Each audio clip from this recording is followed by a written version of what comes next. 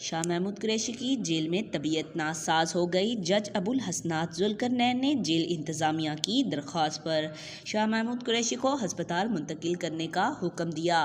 साबिक वज़ीर ख़ारजा शाह महमूद कुरैशी की जेल में तबीयत नासाज हो गई। पैमरा हस्पताल मुंतकिल करने का फ़ैसला किया गया है। जेल इंतज़ामिया की दरख्वास्त पर अडयाला जेल रावलपिंडी से पैमरा हस्पताल मुंतकिल किया जाएगा। जज अबुल हसनात जुल्करनैन ने जेल इंतज़ामिया की दरख्वास्त पर शाह महमूद कुरैशी को हस्पताल मुंतकिल करने का हुक्म दिया। 2 रोज़ कबल जेल में PTI के वाइस चेयरमैन शाह महमूद कुरैशी से फैमिली मेम्बरान ने मुलाकात की।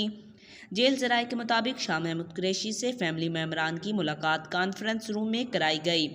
मुलाकात करने वालों में ज़हूर कुरैशी, मोइन कुरैशी और जैन कुरैशी शामिल थे। जेल ज़राए ने बताया कि शाह महमूद कुरैशी के वकील बैरिस्टर तैमूर मलक ने भी अडयाला जेल में मुलाकात की। आज तक के लिए इतना ही। मज़ीद ऐसी मालूमाती वीडियो देखने के लिए हमारे चैनल को सब्सक्राइब करें।